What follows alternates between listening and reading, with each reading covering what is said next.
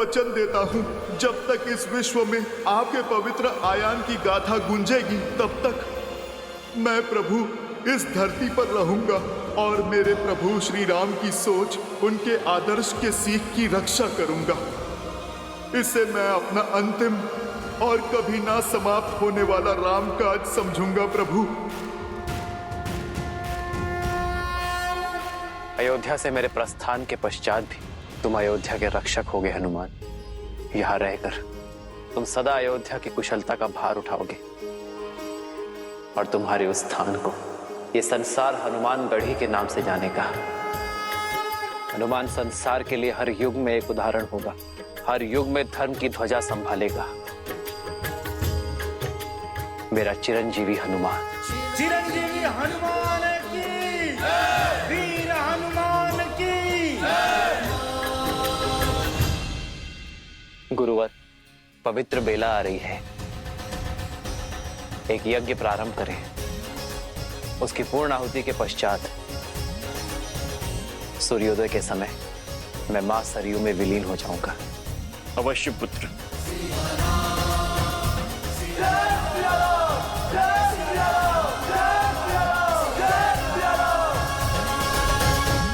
रामायण का अंत इतना कठोर क्यों? क्यों सबको एक साथ सरयू में विलीन होना है?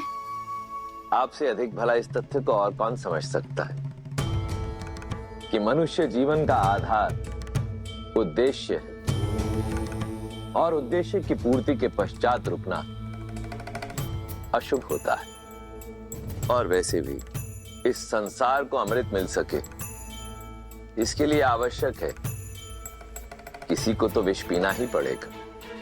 और भरत, लक्ष्मण, शत्रुघ्न और देवी सीता कौन है, ये आप तो भली भांति जानती हैं।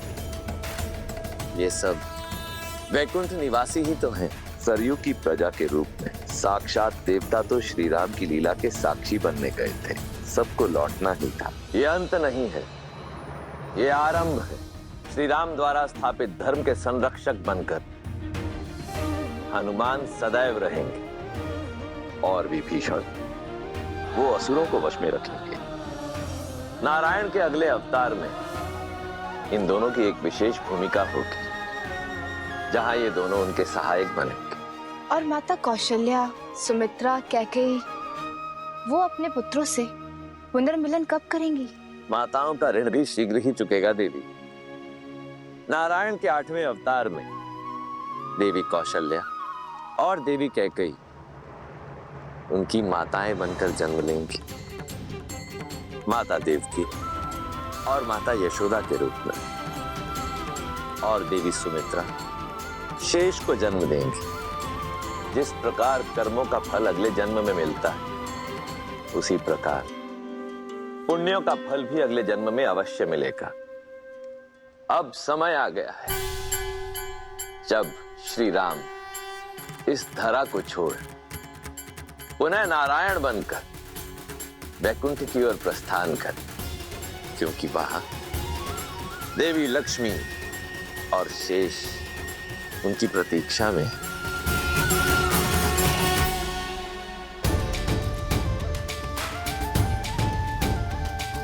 श्री रामचंद्र कृपालु भजु मन हरण भव भय दारुणम। भव कंज लोचन कंज मुख कर कंज पद कंजारुणम। गंधर्व गणित अमित छवि नव नीला नीरज सुंदरम। पटपीत मानहु दड़ित रुचि सुचि नामि जनक सुतावरम। श्री राम राम राम श्री राम।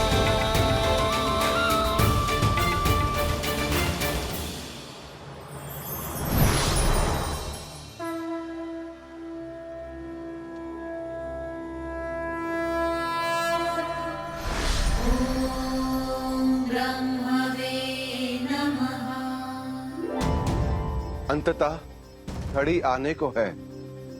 शीघ्र ही महाविष्णु बैकुंठ पधारेंगे। परंतु नारायण के आगमन से पूर्व हमें वैकुंठ को सजाना भी तो है।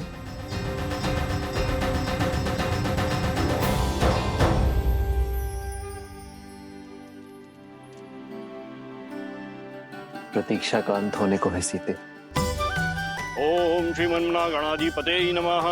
ओम मातृपितृजन कमलेभ्यो नमः। ओम उमा महेश्वराय नमः। ये पूर्णा होती है, यज्ञ संपन्न हुआ राम।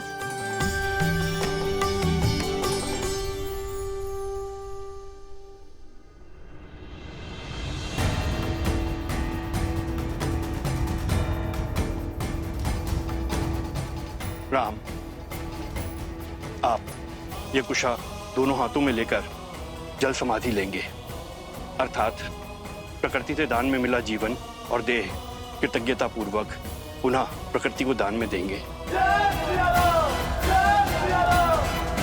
भगवान के अवतार का केवल नहीं गुणगान है, कैसे नारायण बने नर इसका पावन ज्ञान है। सीता प्रकृति का ही रूप थी। आज मैं अपनी सीता के पास पुनः जा रहा हूँ। सिया राम मैं इस मिलन का साक्षी बनने के लिए आप सभी को आमंत्रित करता हूँ और स्वागत थी। मंगल भवन मंगल हारी, द्रवहु सुदशरथ अजिर बिहारी। पुण्य सभी दे डाले अवध को, कर्म से धर्म की राह सवारी। चले संग सब कौशलवासी, प्रभु के धाम के होने वासी। कर के बड़ा रघुकुल का नाम, अब प्रभु जाते अपने धाम। आशा करता हूँ कि मैं आप सबकी आशाओं पर खरा उतरा हूं। यदि कोई त्रुटि हुई हो तो क्षमा प्रार्थी हूं। ये संसार सदैव आप सबका आभारी रहेगा। ये सृष्टि इक्ष्वाकु वंशज की आभारी रहेगी।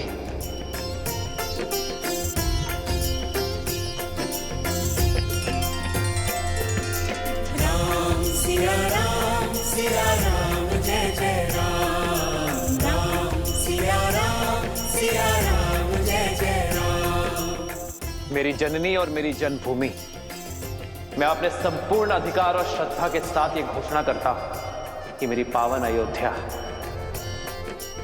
युगों युगों तक तीर्थ स्थल रहेगी। पापनाशनी रहेगी ये नगरी। अंधकार में भटकती मानवता को मेरी पावन अयोध्या सदैव मार्ग दिखाएगी। पावन भूमि में अयोध्या की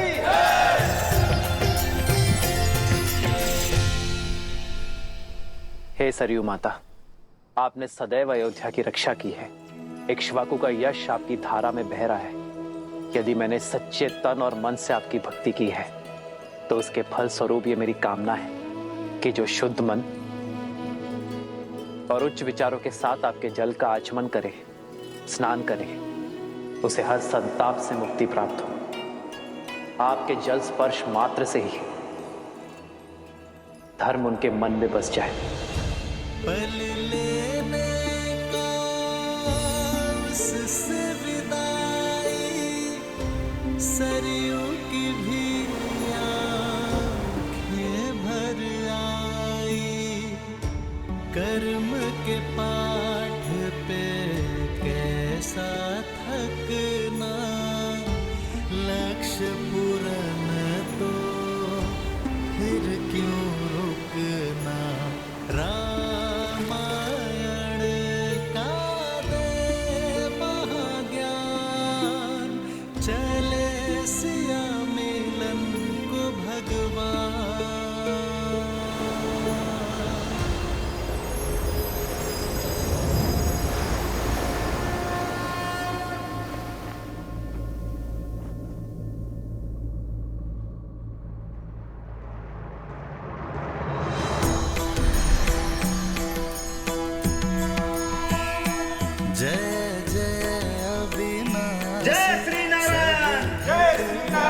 जय श्री हरि, जय श्री हरि। भरत, शत्रुघ्न, जय जय अविनाशी सब घटवासी व्यापक परमानंदा। जय जय अविनाशी सब घटवासी व्यापक परमानंदा। अभिगत होती तम चरित पुनीतम माया रहित मुकुंदा। जिगिरागी विरागी अति अनुरागी विगत मोह मुनि वृंदा। सिंहासन ध्यावहि गुण गण गावहि जयति सच्चिदानंदा। जय जय अविनाशी सब घटवासी व्यापक परमानंदा। अभिगत होती तन चरित पुनीता माया रहित मुकुंदा।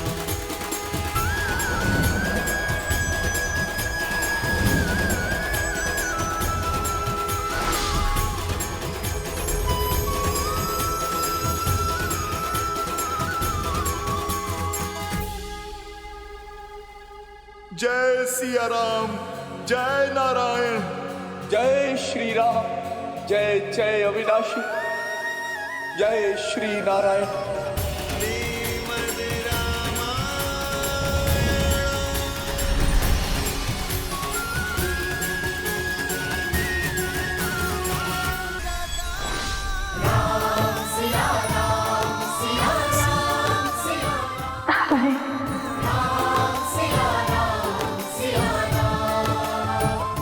बहुत विलंब कर दिया। मैं तो आपके ही साथ आने के लिए सज्ज था देवी, किंतु आपका ही आदेश था कि अपना कर्तव्य, अपना उद्देश्य पूर्ण करके ही लौटूं। हाँ, आपके बिना वैकुंठ में भी कुंठा भर आती है। अब तो मैं आ गया हूं देवी, अब भी आपकी दृष्टि में चमक नहीं। आपका ही उलाना था कि मैं हर बार आपको एकाकी छोड़ देता, किंतु इस अवतार में आप मेरे साथ रही देवी। इस अवतार में पूरा वैकुंठ मेरे साथ जाएगा देवी, और आप मेरी प्रतिछाया होंगे, क्योंकि अपनी श्री के बिना इस विष्णु का कोई अस्तित्व नहीं है देवी। हाँ, देखा ना आपके साथ विवाह के पश्चात परिस्थितियों के कारण अलग होना पड़ा, और फिर कर्तव्य के कारण फिर से वर्षों का बिछोह सहना पड़ा। यही हमारी नियति है देवी, वैकुंठ में हो या धरा पर, अपना उद्देश्य पूर्ण करने के लिए, एक दूसरे को संपूर्ण करने के लिए एक दूसरे से बिछड़ना ही पड़ता है। हमने ये पीड़ा भोगी संसार के लिए, पहली बार इस संसार को आतंक से मुक्ति देने के लिए, दूसरी बार इस संसार को नारी का महत्व समझाने के लिए, अपने कर्तव्य निर्वहन के लिए। आप तो विष्णु के प्रणाम पात्र हैं देवी। रहने दीजिए, आप लक्ष्मी को मनाना अच्छे से जानते हैं। और आप क्या जानती हैं? यही कि अंततः श्री राम लीला संपूर्ण हुई, जो सदा इस संसार में रहेगी। रामलीला नहीं देवी,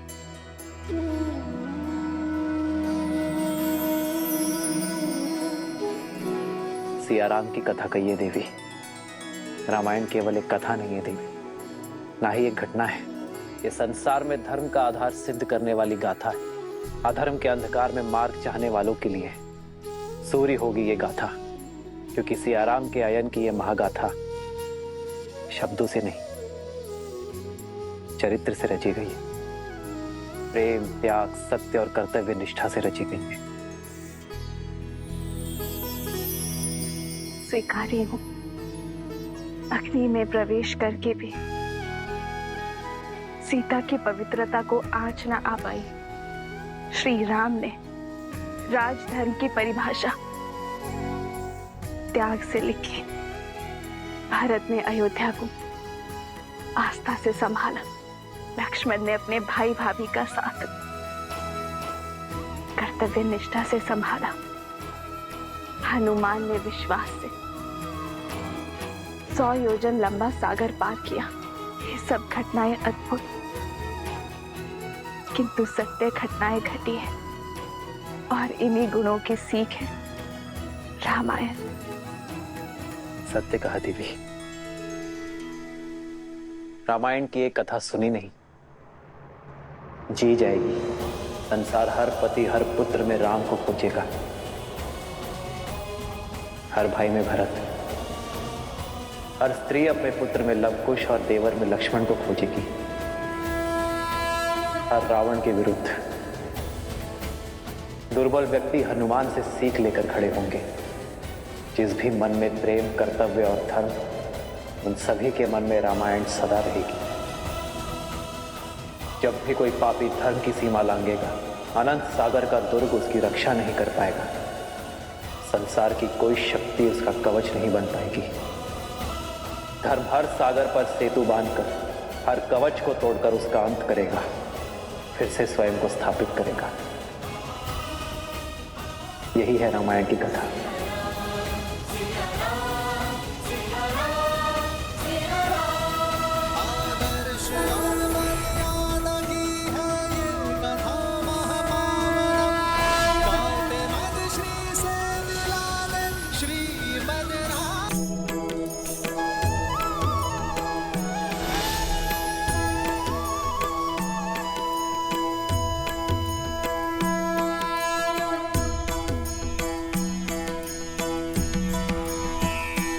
जय कौशलवासी सिया घटवासी राघव दशरथ नंदा।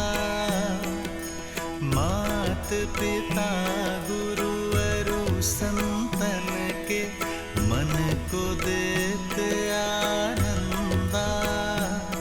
बस छू के तर डाली माहिल्या, तड़का पीर किए अनंता।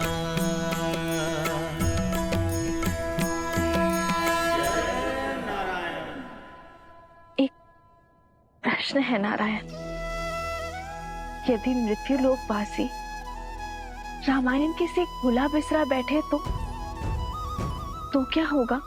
यदि किसी दिन किसी के भी मन में राम नाम शेष ना रहा तो?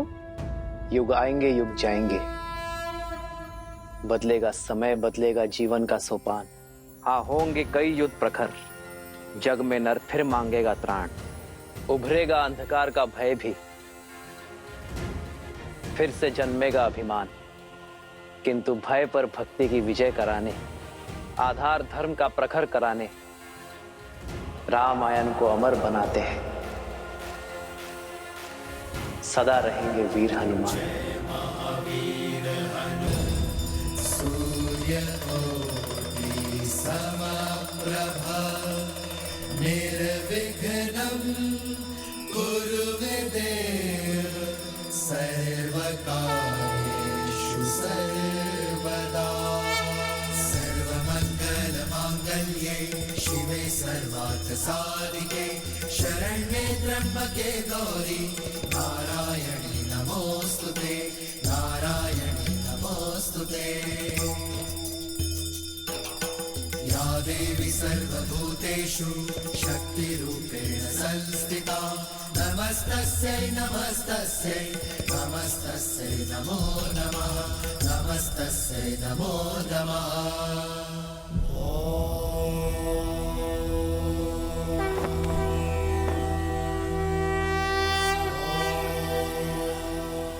राम राम राम राम।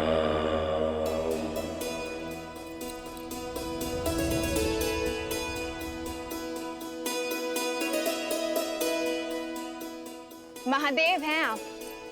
मनुष्य, देव सभी आपको पूजते हैं, फिर भी हर दिन आप एक मनुष्य का नाम जपते हैं, क्यों?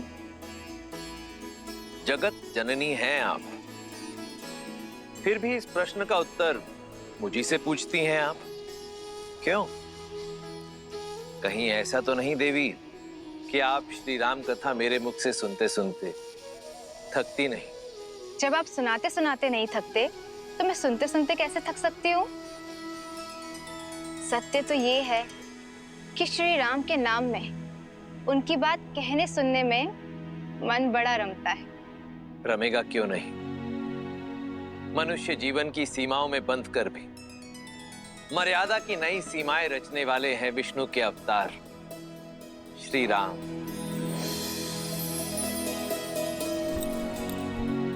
तो एक बार फिर से सुनाइए ना श्रीमद् रामायण कथा। मैं गणेश स्तुति भी कर आई हूँ, तो कथा सुनने में कोई विघ्न नहीं आएगा।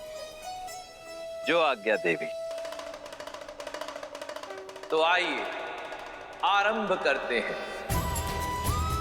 भारत की आत्मा अयोध्या।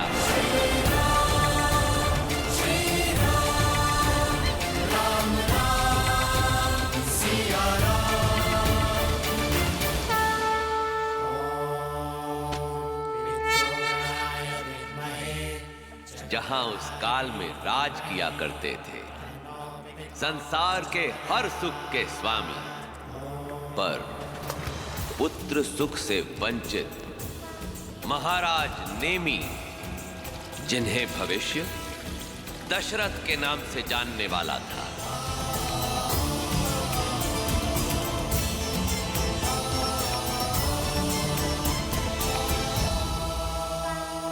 श्राद्ध की रीतियां पूर्ण हुई महाराज ने भी। जी अच्छा।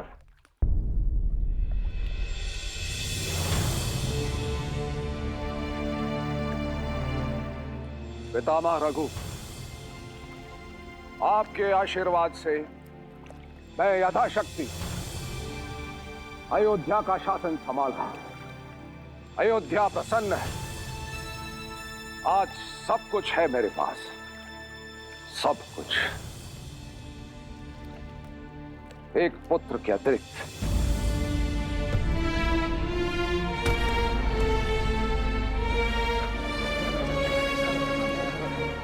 एक पुत्र जो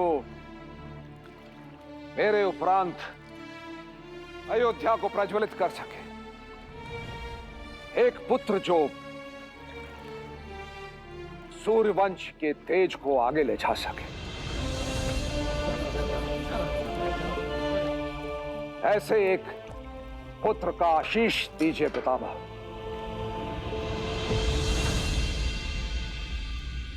अब आप अपने पूर्वजों का ध्यान कीजिए और उन्हें पुष्पांजलि अर्पित कीजिए।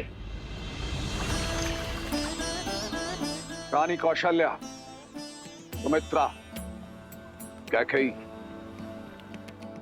आइए।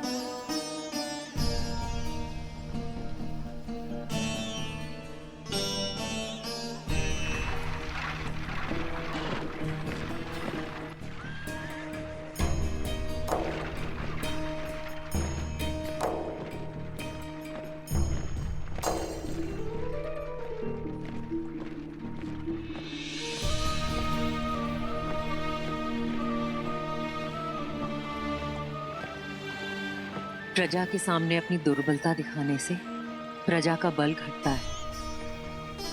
अयोध्या के महाराज को ये शोभा नहीं देता। मत भूलो कैकेयी कि अयोध्या के महाराज एक मनुष्य भी हैं। क्या तुम्हें मेरी पीड़ा का आभास नहीं? कब से एक ही स्वप्न तो संजोए बैठे हैं हम दोनों, जो आज तक पूर्ण नहीं हुआ।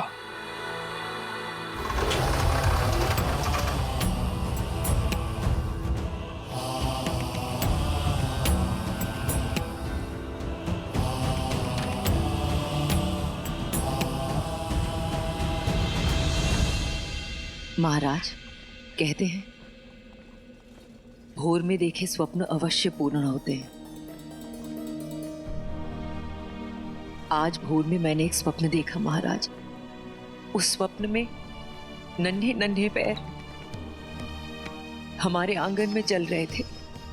हमारे उपवन में, हमारे कक्षों में किलकारियां गूंज रही थी महाराज, आपकी संतान की। संतान? क्या उनमें कोई पुत्र भी था? कह गई 4 महाराज। मैंने स्वप्न में आपके 4 पुत्र देखे हैं, रघुवंश के 4 वंशज। सच कह गई?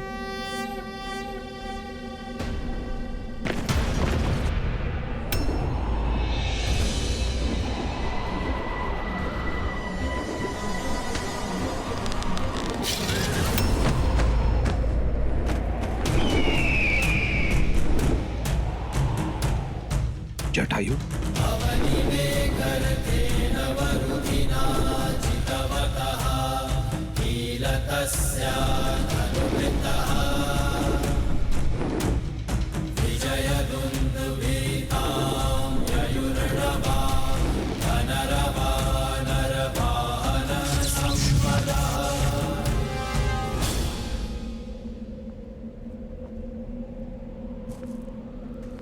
मित्र जटायु,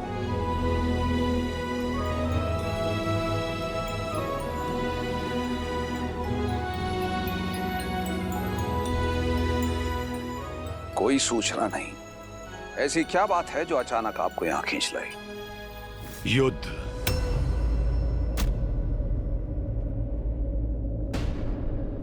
इसमें मुझे मेरे मित्र नेमी की सहायता चाहिए। गरुड़वंशी महावीर जटायु को मेरी सहायता की आवश्यकता है। क्यों उपहास कर रहे हो मित्र? उपहास नहीं है ये मित्र, ये कोई साधारण युद्ध नहीं है। स्वयं देवराज इंद्र ने मुझे आपके पास सहायता लेने के लिए भेजा है, क्योंकि संभासुर ने देवलोक में हाहाकार मचा रखा है। उसके असुरों ने दंडक वन में छावनी बना ली है। भयंकर असुरों से लदा है उसका विमान। एक साथ 10 दिशाओं से प्रकट होकर आक्रमण करता है वो मायावी। देवराज इंद्र ने इसीलिए मुझे आपके पास भेजा है, क्योंकि अयोध्यापति नेमी के अतिरिक्त कोई भी उस संभासुर के उत्पात को समाप्त नहीं कर सकता। क्या आप अपने मित्र की सहायता करेंगे अयोध्यापति?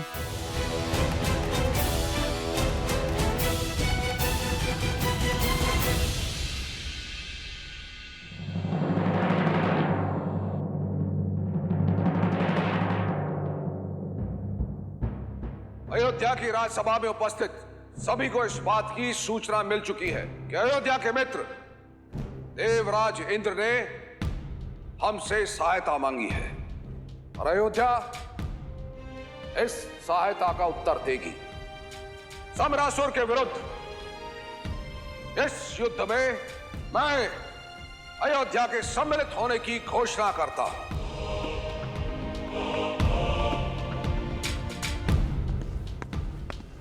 क्षमा करें महाराज।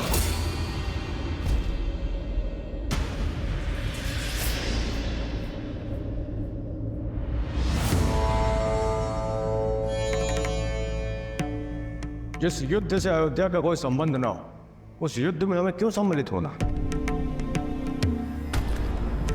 क्या अयोध्यापति को अपने किसी निर्णय के लिए तर्क देने की आवश्यकता है ऋषि ज्वाली?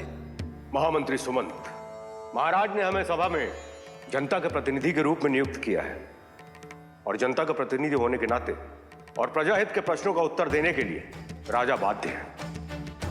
कुलगुरु, यदि हमारे प्रश्न नीतियों के विरुद्ध हैं, तो हम अपने प्रश्न को वापस लेने की तैयार हैं। एक वर्ड बोले जवाली, सदा ही अनुचित प्रश्न पूछते हैं। राजा अपने निर्णय में प्रजा से सहमति ले, यही नीति है। आशा है महाराज आपके सभी प्रश्नों के उत्तर देंगे ऋषि ज्वाली। क्षमा करें महाराज, जनता का प्रश्न यह है कि यदि समरासुर जीतता है तो उसमें हमारी कोई हानि नहीं है, और यदि देवतागण जीतते हैं तो उसमें हमारा कोई लाभ नहीं है। तो फिर इस युद्ध में सम्मिलित होकर हम अपना धन और जनशक्ति को क्यों व्यर्थ करें?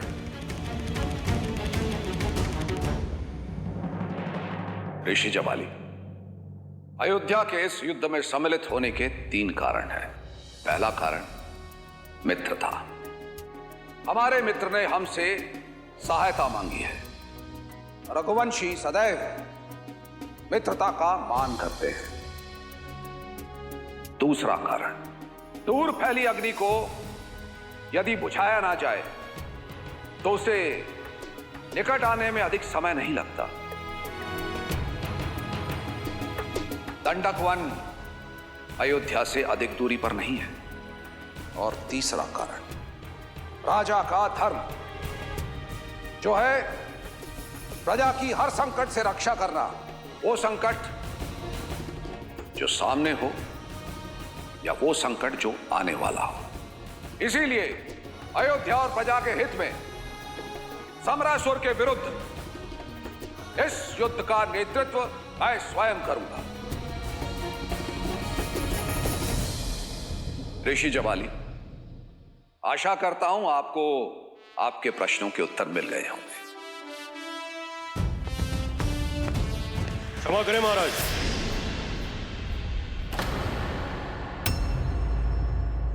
महाराज, मेरा प्रश्न इतना सरल नहीं है। उत्तराधिकारी के बिना महाराज राज नहीं छोड़ सकते।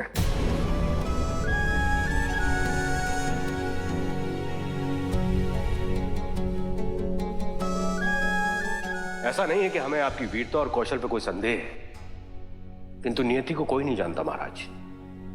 यदि आपके साथ युद्ध में कुछ अनहोनी हो गई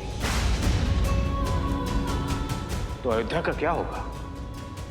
रघुकुल का क्या होगा महाराज?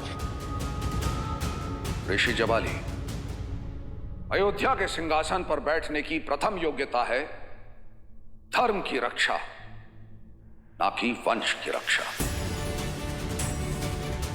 आपकी चिंता है मेरे कुल के भविष्य की सुरक्षा, किंतु मेरी चिंता है मेरे कुल के पूर्वजों के मान, मर्यादा और प्रतिष्ठा की रक्षा।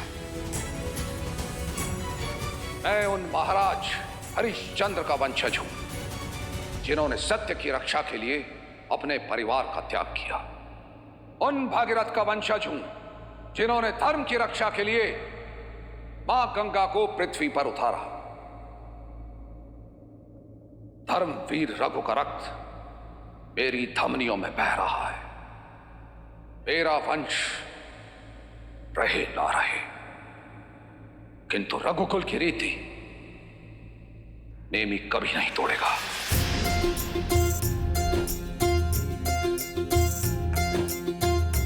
रघुकुल रीति सदा चली आई, प्राण जाए पर वचन न जाए।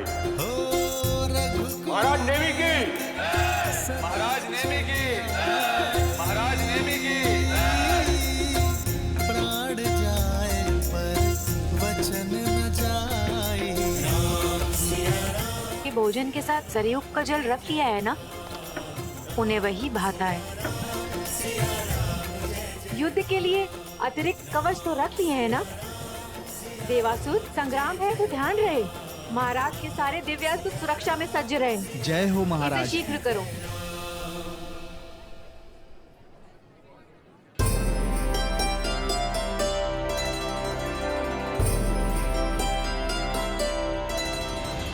समझता हूं, किंतु तुम्हारा पति एक राजा है और राजा की पत्नी होना सरल नहीं। तुम तो अपना धर्म अच्छे से समझती हो, मेरी हर आवश्यकता का पूरा ध्यान रखती हो। तो साम्राज्य चलाने के लिए मेरे पास पूरा मंत्रिमंडल है, किंतु इस राजमहल को और मुझे तुम्ही ने तो संभाल रखा है। चलिए, आप प्रसन्न तो हुई, अब हमें विदा कीजिए। विजयी होके लौटिएगा। मैं आपके स्वागत में सज्ज रहूंगी और यहाँ सबका ध्यान रखूंगी। सुमित्रा, तुम कितनी निस्वार्थ हो, मानो तुम्हारा जन्म ही सबकी सेवा के लिए हुआ है। कितनी चिंता करती हो सबकी। सबसे अधिक चिंतित तो कौशल्या दीदी हैं।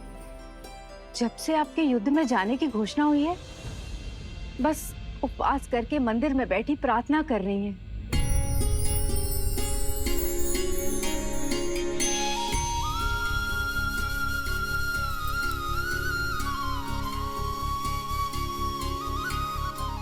रानी सुमित्रा ने बताया कि आप चिंतित हैं। चिंतित थी, इसलिए यहाँ आई थी। अब प्रार्थना के बाद मन शांत है। धर्म युद्ध में नारायण आपका साथ दे।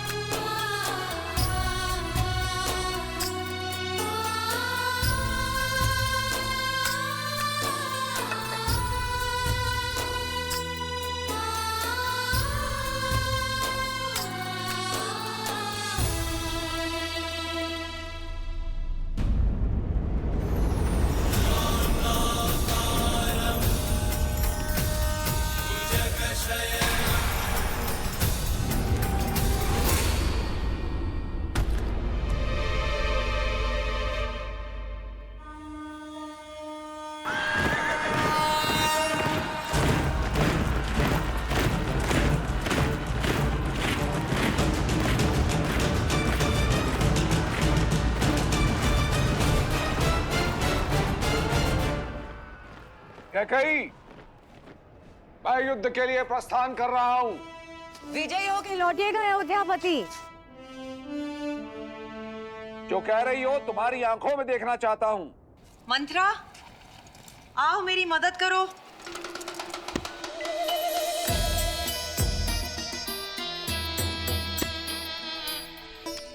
कस के बांधना। विचित्र हट है ये कैकई। कभी सुना है किसी रानी को ऐसा करते हुए? ये शुभ नहीं है, ये शुभ नहीं है कैकई। विलंब हो रहा है, शीघ्र करो मंत्रा।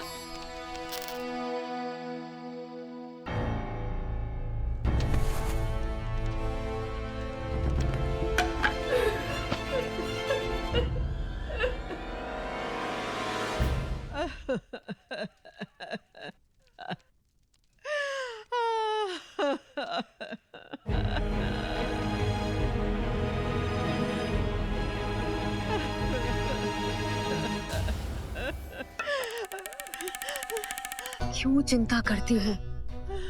हाँ, कुछ नहीं होगा मुझे। अश्वपति की बेटी हूं मैं, योद्धाओं के बीच में पली बड़ी हूं। कहाँ गई मेरी वो मंत्रा जो कहा करती थी कि पूरे भारतवर्ष में मुझ जैसी वीरांगना नहीं? क्या हुआ मेरी उस मंत्रा को? हाँ? ये शुभ नहीं है कैकई, ये अनर्थ है। मैंने कहा ना तुमसे, कुछ नहीं होगा मुझे। मेरी प्यारी माँ। हाँ, हाँ, मेरी बच्ची।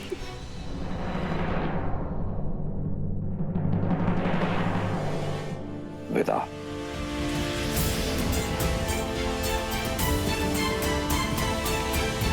लौट के आना कैकई, लौट के आना। आऊंगी अपने राजा को साथ लेकर।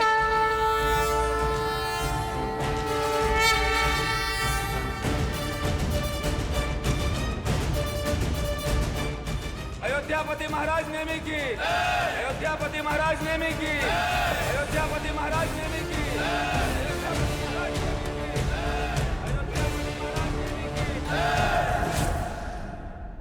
अयोध्या के वीरों, प्रस्थान। ठहरिए।